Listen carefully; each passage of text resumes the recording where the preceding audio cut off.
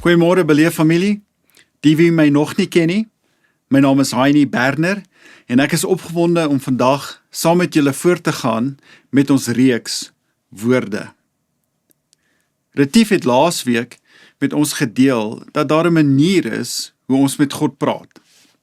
Dat ons met God regtig oor enige iets kan praat, maar ons kan verseker nie op enige manier met hom praat nie. En so vandag skuif ons die fokus net vir 'n oomblik. Want ons praat nie net oor hoe ons met God praat nie, ons wil ook vra, wat gebeur wanneer God met ons praat? En dalk selfs die groter vraag is, hoe klink God se stem regtig? Want as ons eerlik is, ons almal leef met stemme in ons kop. Party van hierdie stemme bou jou op, ander van hierdie stemme breek jou af.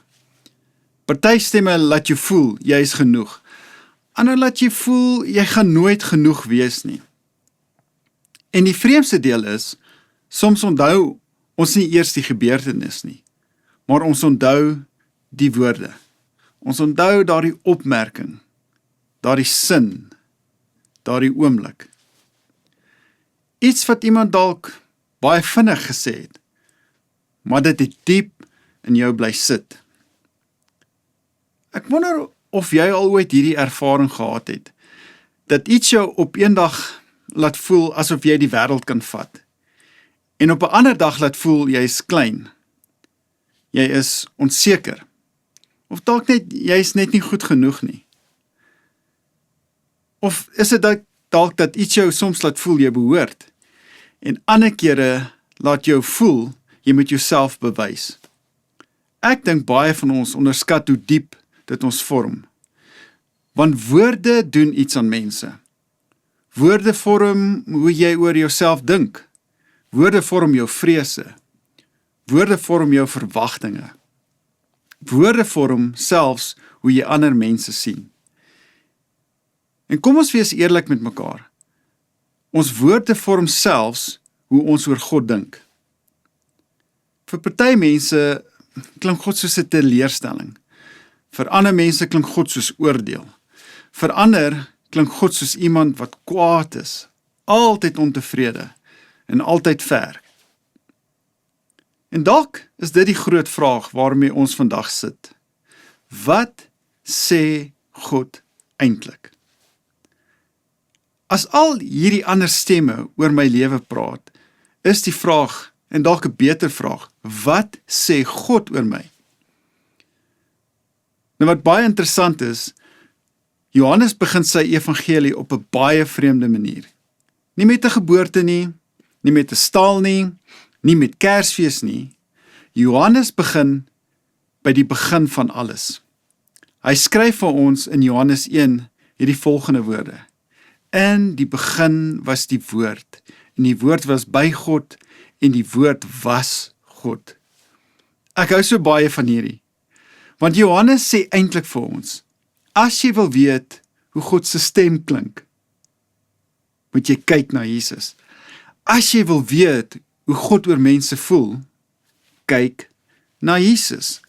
As jy wil weet wat God vir jou wil kom sê, kyk na Jesus. Want God se antwoord op 'n wêreld vol verkeerde woorde, was nie nog reëls nie, nie net nog 'n wet nie, nie net nog godsdiens nie, nie meer skuldgevoelens nie. God se antwoord was 'n persoon, dit was Jesus, want die woord wat vlees geword het. En dalk is dit die groot waarheid, wat ek hoop jy vandag sal onthou. Wanneer God praat, klink hy soos Jesus. God klink nie soos jou vrese nie, hy klink nie soos jou verlede nie, hy klink nie soos jou skaamte nie, hy klink nie soos die mense wat jou afgebreek het nie. Wanneer God praat, klink hy soos Jesus. En vandag wil ek saam met jou kyk na 6 dinge wat Johannes vir ons leer, God oor jou sê, hoe hy dit vir jou sê deur Jesus. Die eerste ding waarna ons gaan kyk is dit, ek is nie ver nie, ek is naby. Luister hoe mooi skryf Johannes, en die woord het vlees geword, en onder ons kom woon, en ons het sy heerlikheid aanskou. Daardie frase, onder ons kom woon, is so mooi. In die oorspronklike taal dra dit amper die idee van, hy het sy tent tussen ons kom opslaan. Jy sien, God het ingetrek, God het naby gekom. Johannes sê nie, God het vir ons 'n boodskap gestuur nie. Hy sê nie, God gaan vir ons net nog 'n ander profeet stuur, of dalk 'n engel nie. Nee, God het self gekom. En dit is vir my een van die mooiste dinge van Jesus. Jesus wys vir ons 'n God wat nie bang is vir mense se gebrokenheid nie. 'n God wat nie op 'n afstand staan nie. 'n God wat nie bang is vir stof, vir trane, sweet, seer, teleurstelling of stikkende mense nie. Dink net daaraan. Jesus word nie in 'n paleis gebore nie. Hy word in 'n stal gebore. Hy kom leef tussen gewone mense. Hy eet saam met mense wat ander afgeskryf het. Hy raak melaatses aan. Hy huil saam met die gebrokenes. Hy loop in mense se pyn in. Kom ons sê dit weer vir mekaar. Wanneer God praat, klink hy soos Jesus. En Jesus kom sê vandag vir jou, ek is nie ver nie, ek is naby. Maar baie van ons het groot geword met 'n ander prentjie van God. Miskien het jy groot geword met die idee, as ek genoeg bid, dan sal God naby kom. As ek net goed genoeg kan leef, sal hy dalk tevrede wees. As ek myself kan regkry, dan kan ek na God toe kom. Maar Jesus wys vir ons iets totaal anders. Hy kom wys vir ons, God het eerste beweeg. God het eerste gekom. God het eerste die afstand oorbrug. Dit laat my dink aan 'n pa wat hoor sy kind huil in die kamer. 'n Goeie pa skree nie net uit die sitkamer, "Hey, hou op huil, kom hier nie." Nee, hy staan op, hy stap in, hy kom en hy sit langs die bed. En hy vra, "Vertel vir my wat aangaan." Is dit nie presies wat Jesus kom doen het nie? Sien, God het nie van ver af geskree nie. Hy het naby gekom. Hy het langs ons kom sit. Hy het in ons wêreld ingestap. God is nie die God wat wag dat jy hom bereik nie. Hy is die God wat reeds na jou toe beweeg het. Miskien voel iemand vandag, God voel ver. Vandag wil ek vir jou kom sê, moenie jou gevoel die finale stem in jou lewe gee nie. Kyk na Jesus. As jy wonder of God naby is, kyk na Jesus. As jy wonder of God omgee, kyk na Jesus. As jy wonder of jy alleen is in hierdie seisoen, kyk na Jesus. Want wanneer God praat, klink hy soos Jesus. En Jesus sê, ek is nie ver nie, ek is naby. Maar dit bring natuurlik die volgende vraag. As God naby is, hoe voel hy oor my? Is hy teleurgesteld? Is hy dalk kwaad? Is hy gefrustreerd? Verdra hy my net? Of hou God regtig van my? En dis presies waar die Johannes ons volgende vat. Johannes kom sê vir ons dat God sê, deur Jesus, ek het jou lief. Want wanneer jy ontdek, God is naby, ontstaan die volgende vraag amper van self. Hoe voel God oor my? Want as ons eerlik is, baie mense glo God bestaan, maar hulle is nie altyd seker hoe hy oor hulle voel nie. Want dit is so, party dink God is teleurgesteld, party dink God is kwaad oor die manier hoe ek leef, oor die manier hoe ek optree. Party dink God verdra my maar net.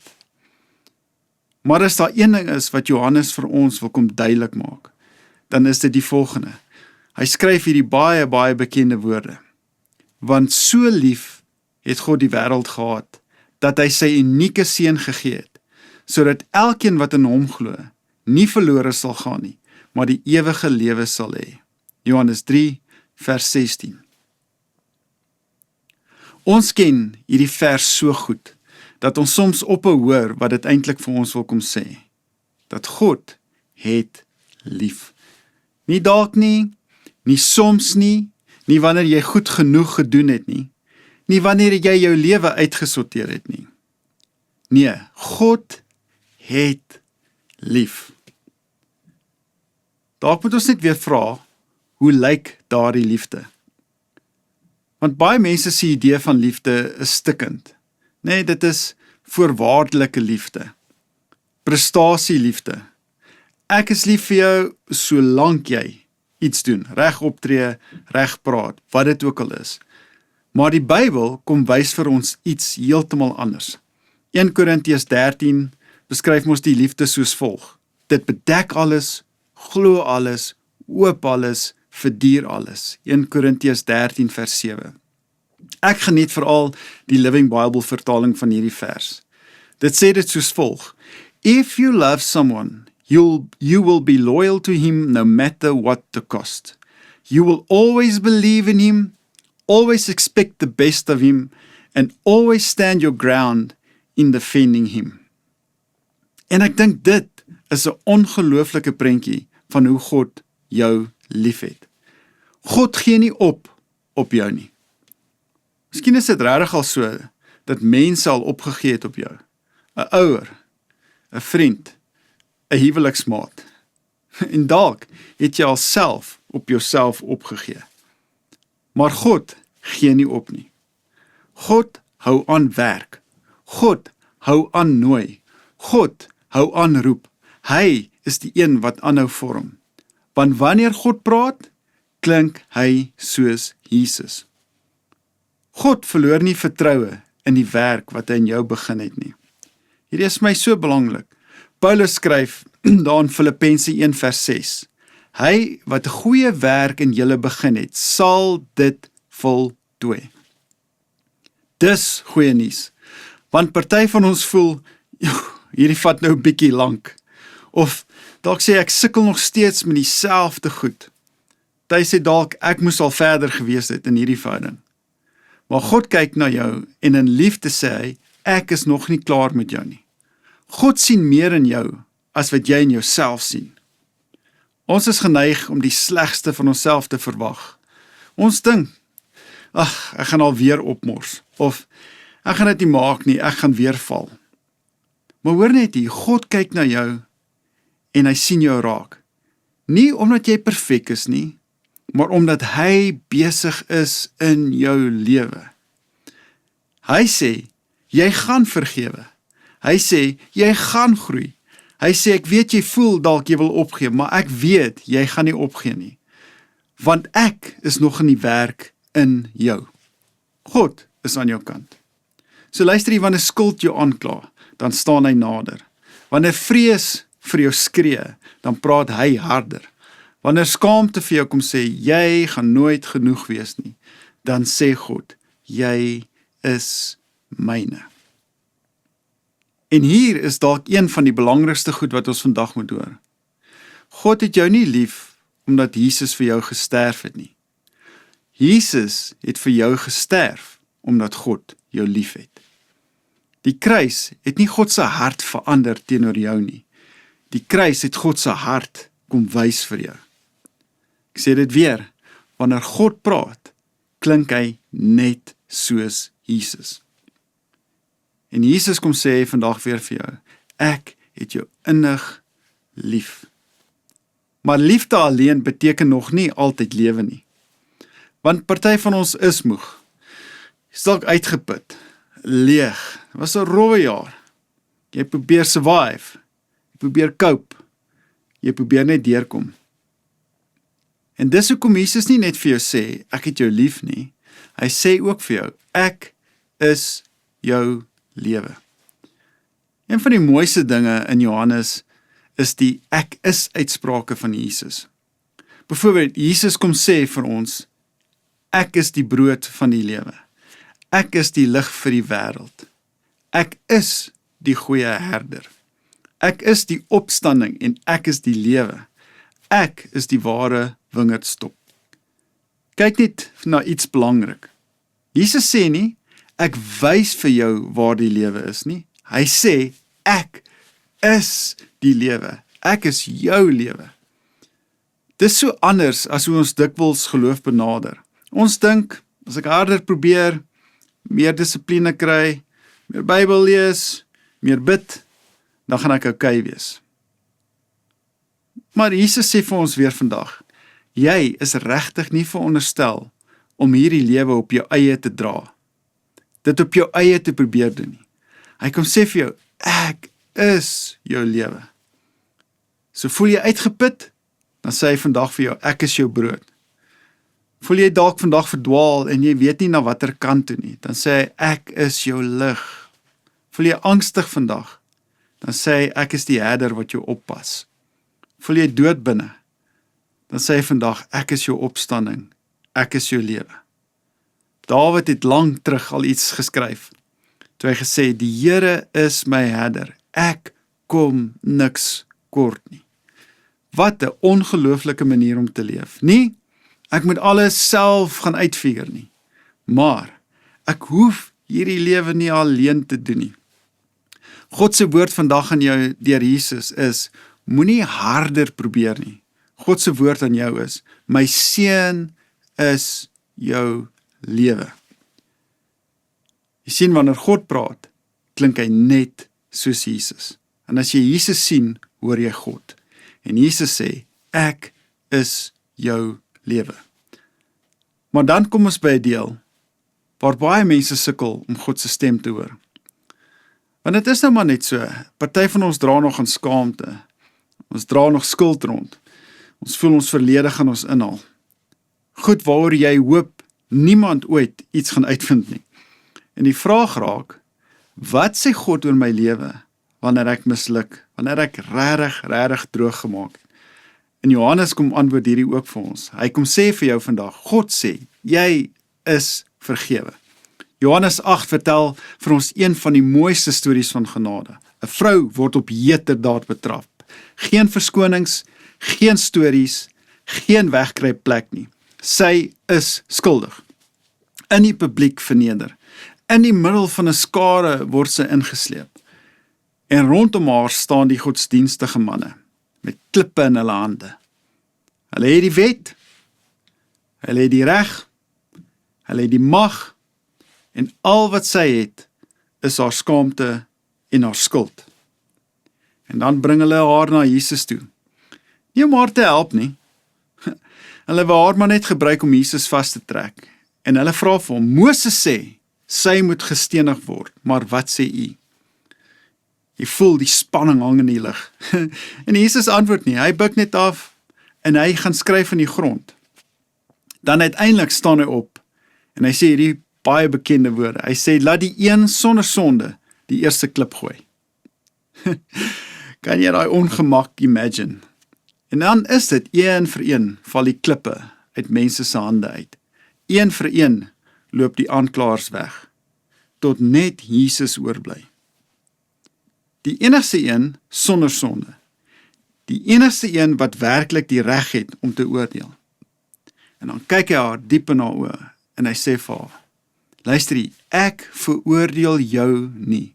Gaan en leef anders. Is dit nie net mooi nie? Want wat sê God deur Jesus hier? Hy sê, jou sonde skrik my nie af nie. Ek hardloop nie weg van mense se gemors nie. Ek stap daarin. Hy sê, ek is nie hier om jou te verneder nie.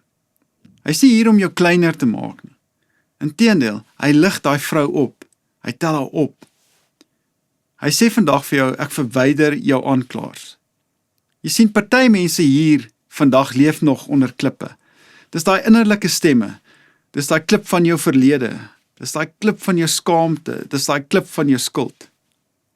Maar Jesus laat klippe val. Hy sê weer eens vandag vir jou, ek veroordeel jou nie. Luister, hy sê nie, dit wat jy doen is nie sonde nie. Hy sê, ek veroordeel jou nie. Jy is regtig vry om anders te mag leef. Gaan en sondig nie meer nie. Dis nie 'n dreigement nie. Dis 'n uitnodiging aan my en jou. Jy hoef nie vas te bly nie. Die enigste een wat die reg het om met 'n klip te gooi, het besluit om jou onder genade toe te gooi. Wanneer God praat, klink hy soos Jesus. En Jesus sê, jy is vergewe. Maar dalk bring hierdie punt nog 'n groter vraag na vore. Luister, as God my vergewe, en as dit is dat hy my nie veroordeel nie, hoe naby wil hy regtig aan my wees? Want baie mense leef met hierdie idee amper van God verdra my. God gebruik my dalk, God red my, maar ek weet nie of hy my geniet nie. Ek weet nie of hy regtig naby my wil wees nie. En dis waar Jesus ons kom verras. Jesus kom sê vir ons die volgende woorde van God. Jy is my vriend. Luister hoe ongelooflik hierdie woorde van Jesus is, as hy sê in Johannes 15, ek noem julle nie meer slawe nie, omdat 'n slaaf nie weet wat sy eienaar doen nie. Ek het julle egter vriende genoem. As ons eerlik is, hierdie maak ons ongemaklik. Want ons is okay daarmee om God koning te noem. Ons is okay daarmee om hom Here te noem. Dalk redder, skepper. Maar vriend, dit is ander taal. Dit is groot taal. Dit is intieme taal. Dit is taal van naby. En vir die mense van wat dit daardie dag moes gehoor het, dink ek was dit regtig amper shocking geweest. Want julle sien, in die Ou Testament word baie min mense vriende van God genoem. Inteendeel, daar word van net 2 letterlik gesê dat hulle sy vriende was. Die een was Abraham gewees en die ander mens was Moses gewees. Daar word byvoorbeeld van Moses gesê, hy was God se vriend en die Here het van aangesig tot aangesig met hom te praat. Maar nou kom Jesus en hy kyk na gewone mense, hy kyk na mense soos ek en jy, mense met issues, mense wat twyfel, selfs mense wat hom later gaan verloon. En hy kyk na hulle en hy sê, ek noem julle my vriende. Kan jy dit vir 'n oomblik net laat insink? Dink net, hy sê nie net ek verdra jou nie, hy sê nie net ek gebruik jou nie, hy sê ook nie net, hey, kom werk vir my nie. Hy sê die volgende, ek wil graag my hart met jou deel. En dit is presies wat vriende doen. Dis wat Jesus vir ons kom sê. 'n Vriend deel sy hart. 'n Vriend kom stap saam met jou. 'n Vriend luister. 'n Vriend bly. En dis hoekom Psalm 25 in die Living Bible vir my so besonderse vers is, wat praat oor vriendskap met die Here. Hoor wat sê dit? Dit sê, friendship with God is reserved for those who reverence him. With them alone, he shares the secrets of his promises. Met ander woorde, God hou nie afstand nie. God nooi jou nader. Luister jy hoef nie net vir God te werk nie. Jy mag saam met God wandel as sy vriend. Hoe sou jou gebedslewe verander as jy regtig glo dat God geniet jou vriendskap? Nee, die feit dat jy versoeke aan hom bring of behoeftes of vir iemand wil intree nie. Hoe sal dit vir jou voel as God jou graag wil hê, jou vriendskap? Hoe sou jou dag lyk as jy regtig glo dat Jesus saam met jou in jou kantoor instap, in jou vergadering instap, in jou moeilike gesprekke is, dat hy saam met jou is in jou bekommernisse, as jou vriend? Hoe sou jou selfbeeld verander as jy regtig glo, God se beste vriend? Jy sien, wanneer God praat, klink hy soos Jesus. En Jesus kyk na elkeen van ons, en hy sê, jy is my vriend. Maar hier is dalk die gevaar. Ons kan maklik dink die storie eindig hier. Ons het vir mekaar gesê, God sê ek is naby. God sê ek het jou lief. God sê ek is jou lewe. God sê ek vergewe jou. God sê deur Jesus ek is jou vriend. En dan leef ons asof geloof net oor ons gaan. Johannes eindig nie hier nie. Jesus eindig nie hier nie.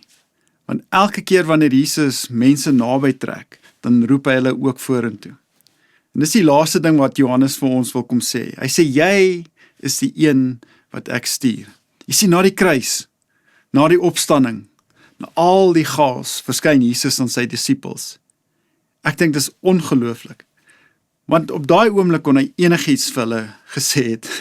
Inteendeel, hy kon dalk maar net vir hulle gesê het, boys en susters, hou net uit tot ek terugkom. Weet, sterkte, Gods rykste seun, ek sien julle later.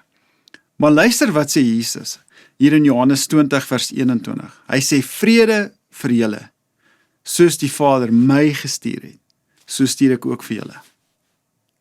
Wat 'n stelling, soos die Vader my gestuur het. Met ander woorde, op dieselfde manier. Wat 'n voorreg. Vraag is dan, hoe het die Vader vir Jesus gestuur?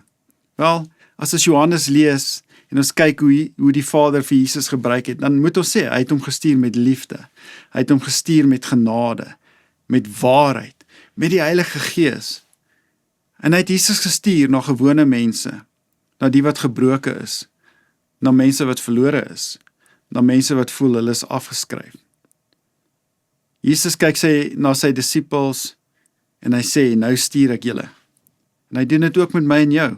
Hy kyk na ons en hy sê, ek stuur julle. Luister mooi, nie net pastore nie, nie net predikers nie, nie net sendelinge nie, nie net die groot Christene nie. Nee, hy stuur vir jou. Hy stuur jou na jou werkplek toe. Hy stuur jou na jou huisgesin toe. Hy stuur jou na jou vriendekring toe, na jou familie toe.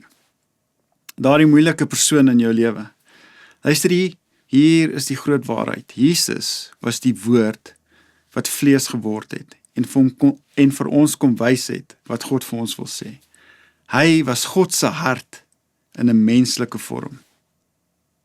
En nou leef hierdie Jesus in jou. Sy gees leef in jou. So ongelooflik, sy liefde is in jou. So nou word jy iemand deur wie mense iets van God kan hoor, sonder dat jy eers baie hoef te sê. Want jou vriendelikheid kan God se vriendelikheid wees. Jou vergifnis word God se vergifnis. Jou teenwoordigheid kan God se vrede in 'n vertrek bring. Jou geduld kan iemand miskien laat voel, God het nie van my vergeet nie. Hoor net mooi, jy dra nie net 'n boodskap nie. Jy het nie net 'n boodskap nie. Jy is God se boodskap aan hierdie wêreld. Wanneer God praat, klink hy soos Jesus. En nou vra hy, sal mense iets van Jesus hoor wanneer hulle jou beleef? Wie in jou lewe moet God se liefde deur jou ervaar? Wie moet hoor, God is nie ver nie, hy is naby, deur jou woorde? Wie moet sien hoe vergifnis lyk deur jou reaksie? Wie moet ontdek, God gee nie op nie, omdat jy nie op mense opgegee het nie? Dalk is dit wat ek hoop jy vandag sal onthou. Ons het vandag gekyk na 'n paar dinge wat God vir ons deur Jesus kom sê. Wanneer God praat, dan klink hy soos Jesus. As jy Jesus sien, dan hoor jy God se stem. En Jesus sê, ek is nie ver nie. Ek is naby. As jy alleen voel, ek is naby. As jy moeg voel, ek is naby. As jy wonder waar God vandag in jou lewe is, dan hoop ek regtig dat Jesus dit vir jou so hard en duidelik om sê, ek is naby. God sê, ek het jou lief. Nie omdat jy alles reg gekry het nie, nie omdat jy perfek is nie, maar omdat sy hart nog altyd liefde was. Omdat hy liefde is. Nou hy sê weer vandag vir jou deur Jesus, ek is jou lewe. Jy hoef nie alleen alles te doen. Jy hoef nie alleen alles self te dra nie. Hy kom sê vir jou, my seun is jou lewe.